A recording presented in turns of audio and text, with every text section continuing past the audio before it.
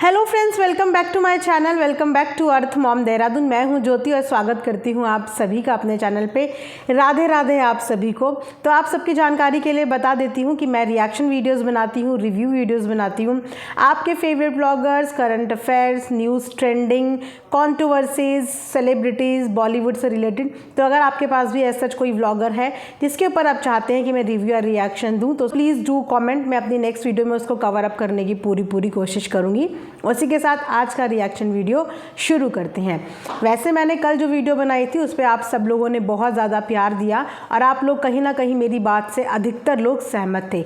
लेकिन कहते हैं ना कि अगर 100 लोग सहमत होते हैं तो उसमें से 2-3 ऐसी नेगेटिव पर्सनालिटी होती हैं जिन्हें किसी भी तरीके से समझा लो लेकिन उन्हें कोई भी बात समझ में नहीं आती। हम यहाँ पे बैठ के सिर्फ प्रयास कर सकते हैं, बाकी सबकी अपनी अपनी मर्जी। बहुत अच्छे तरीके से मैंने कल अपनी एक बात कन्वे करी थी और मुझे बहुत खुशी हुई ये सब जान के कि आप में से अधिकतर लोगों ने मेरी बात को समझा और बहुत अप्रिशिएट किया। लेकिन वहीं पे 2-3 लोग ऐसे थे जिन्होंने सही चीज़ पे भी गलती निकाली और सही काम करने के लिए भी उनका मन नहीं चाहता। वो चाहते हैं कि बीती बातों को लेके अभी भी घर में कलेश होता रहे, लड़ाई झगड़े होते रहें, कोई किसी को माफ़ ना करे। क्योंकि यहाँ पे जंग परिवार की ही नहीं है, यहाँ पे जंग कुछ ऐसे सब्सक्राइबर्स के बीच में भी है जो सब्सक्राइबर चाहते ही नहीं है कि परिवार के लोग झुक के एक दूसरे के साथ प्यार का हाथ बढ़ाएं। कोई बात नहीं, मेरा काम अपना मैसेज कन्वे करना था और मुझे इस बात की बहुत ज़्यादा खुशी है कि मैक्सिमम लोग तक मेरा मैसेज पहुंचा और मैक्सिमम लोग इस बात को समझ पाए कि मैं क्या कहना चाहती हूँ, मेरा कंसर्न क्या है और मेरा मोटिव क्या है। इसी के साथ आज एक रिएक्शन वीडियो की शुरुआत करते हैं। तो आपने देखा होगा व्लॉग में कि 2 महत्वपूर्ण डिसीज़न लिए गए हैं घर के, जिसमें कुछ डिसीज़न जो है वो दादाजी ने लिए हैं और कुछ बसंती ने खुद लिए हैं।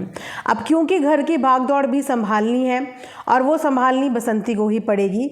दादाजी अपनी उम्र से मजबूर हैं, वो अपने शरीर से मजबूर हैं, तो वो सिर्फ एक गाइडेंस दे सकते हैं, लेकिन करना घर के बड़ों को ही पड़ेगा। और घर के बड़ों के नाम पे इस समय जो गार्जियन है वो बसंती ही है।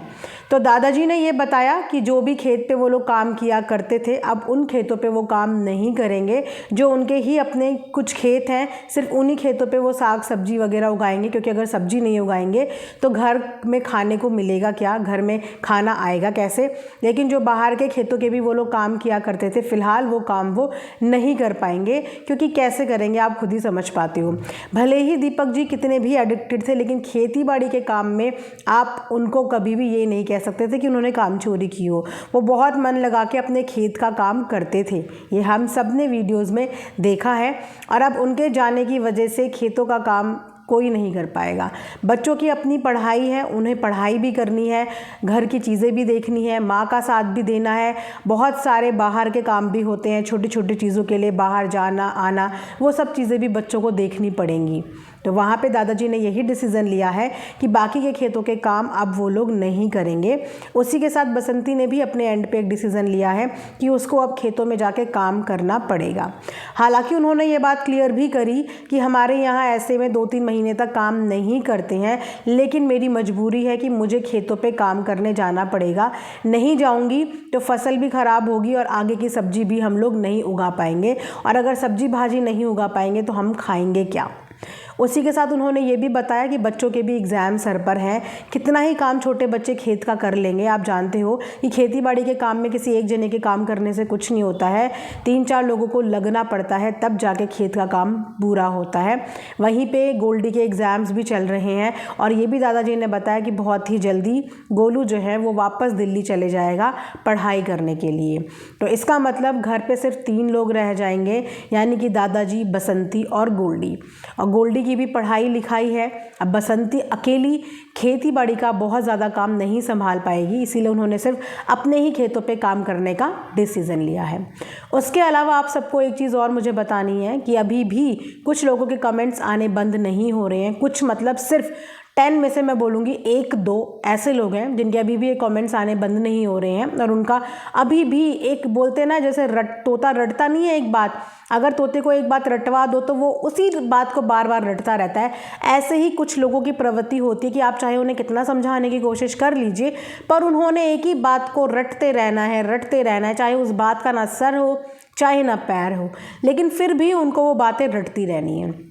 तो उनका बोलना ये है कि बसंती को कोई भी दुख नहीं है और ये तो अपने पति से बहुत ज़्यादा नफ़रत करती थी, उसको इतना बदनाम करती थी, तो अब किस बात का रोना आ रहा है। वेल, मुझे हंसी आती है ऐसे लोगों की सोच पे कि अगर हस्बैंड वाइफ के बीच में झगड़े होते हैं, लड़ाइयाँ होती हैं या बीवी अपने पति को डांटती है, तो इसका मतलब ये होता है कि वो अपने पति को मारने की इच्छा रखती है। अपने पति को सुधारने के लिए दुनिया में मैक्सिमम औरतें ऐसे ही करती हैं। जिनके पति के अंदर किसी भी तरीके के ऐब होते हैं, वहाँ पे वो अपनी गलतियों के लिए अपनी बीवी की डांट खाते ही हैं। शादी का मतलब ही यही होता है अर्धांगिनी, आपके सुख दुख की साथी। अगर आप कहीं पे भटक रहे हैं तो आपके पार्टनर का ये धर्म भी बनता है और ये कर्म भी बनता है कि आपको सही राह पे लेके आए। तो अगर उसने अपने पति को सही करने के लिए उनको डांटा होगा, उनको कोसा होगा, तो इसी उम्मीद से किया होगा ना कि ये सुधर जाएंगे, ये कुछ अच्छा कर लेंगे लाइफ में, इनका कुछ भला हो जाएगा। किसी भी बीवी की इंटेंशन अपने पति को लेके गलत कभी नहीं होती। मियाँ बीवी के झगड़े तो कॉमन है, दुनिया में ऐसा कोई परिवार नहीं है जहाँ पे मियाँ बीवी के झगड़े ना होते हों। और अगर कोई आके ये बोले कि हमारे तो कभी झगड़े नहीं होते, तो वो दुनिया का सबसे बड़ा झूठा है। हर जगह झगड़े होते हैं, लेकिन इस तरीके से कोई बीवी नहीं चाहती कि उसका सुहाग ही उजड़ जाए। बसंती ने भी अपने पति को लाइन पे लाने की बहुत कोशिश करी। जब एक इंसान के ऊपर कोई चीज़ बीतेगी तो वो इंसान उस चीज़ को दिखाएगा भी, उस चीज़ को बताएगा भी, और यूट्यूब में सारा दिखाने का ही काम है। अगर वो दिखाएगा नहीं तो दुनिया उसको ही गलत बोलने लगेगी। अब सोचिए कि पूरी जर्नी दिखाने के बाद भी आज भी 2-4 ऐसी मानसिकता के लोग हैं जो फिर भी बसंती की गलती निकाल रहे हैं। तो सोचो कि अगर वो सब अपनी स्टोरी, अपनी ज़िंदगी की कहानी बताती नहीं, तब तो उसकी पूरी की पूरी गलती आज की डेट में बना दी जाती और बता दी जाती और बोल दी जाती। उनके पति को शराब की लत थी, इस बात की गवाह पूरी ऑडियंस है, और उन्होंने उनको लाइन पे लाने की पूरी कोशिश करी। कई बार उन्हें देखने के लिए, उन्हें ढूंढने के लिए वो आप लोगों को गांव में भटकती हुई भी नज़र आई हैं। लड़ाई करी तो किस लिए करी? क्योंकि पति ने घर में कुछ गलत चीज़ें करी, इसीलिए लड़ी उनसे, इसीलिए रोका उनको, इसीलिए टोका उनको। और रोकने टोकने से अगर वो सुधर जाते या संभल जाते तो आज शायद हमारे बीच में होते, आज शायद ये दिन देखने नहीं पड़ते।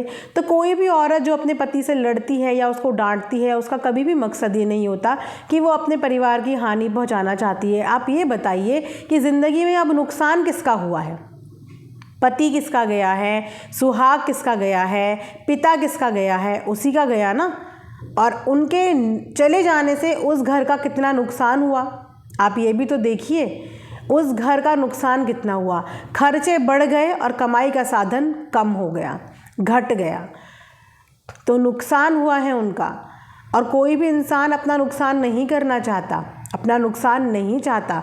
तो आप इस तरीके के विचार उनके लिए मत रखिए कि उनको अपने पति से नफरत थी या वो अपने पति को बदनाम करना चाहती थी। कोई भी औरत अपने पति को बदनाम नहीं करना चाहती, हर कोई औरत चाहती है और हर किसी लड़की का सपना होता है कि उसको एक अच्छा लाइफ पार्टनर मिले, उसको एक अच्छा जीवन साथी मिले जिसके साथ ज़िंदगी की राह चलनी आसान हो जाए।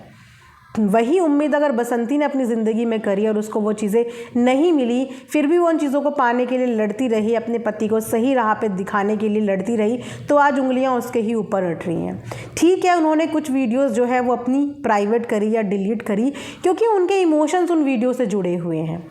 उनको वो चीज़ें देख के याद आती, दिल दुखता, मन दुखता, तो उन्होंने अपने इमोशंस की वजह से उन वीडियो को आज हाइड कर दिया।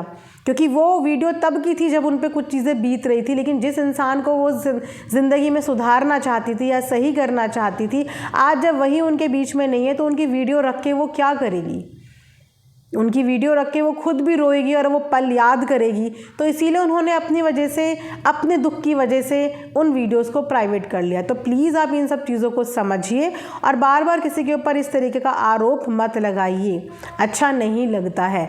इस तरीके से आप उसको और ज़्यादा कमज़ोर बना देंगे। कम से कम ये देखिए कि अभी उनके परिवार को संभालने के लिए वहाँ पर कोई भी नहीं है। थोड़े दिन में यहाँ से गोलू भी चला जाएगा।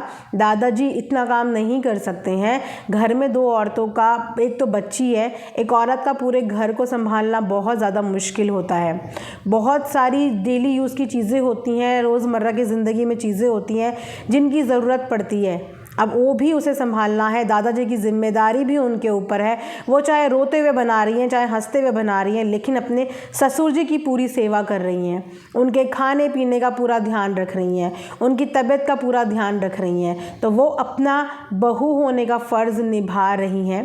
तो प्लीज़ आप उनको अब उनके माँ होने का फ़र्ज़ भी निभाने दीजिए, क्योंकि आपके इस तरीके के बोले हुए कड़वे वचन सुन के किसी का भी दिल दुखता है, किसी का भी मन उदास होता है। मेरा मानना सिर्फ यही है कि अगर आप किसी को अच्छा नहीं बोल सकते तो किसी को बुरा भी मत बोलिए। किसी की जर्नी को इतना भी ज़्यादा कांटों भरा मत बना दीजिए कि उसके लिए चलना ज़िंदगी में मुश्किल हो जाए। तो बस ये था आज का एक रिएक्शन। आई होप आप लोगों ने समझा होगा और मुझे आइंदा से ऐसे कमेंट देखने को ना मिले, मैं बस यही उम्मीद आप सबके साथ करती हूँ। मिलेंगे नेक्स्ट वीडियो में, तब तक प्लीज़ अपना ध्यान रखिए। Thanks for watching earth mom Dehradun.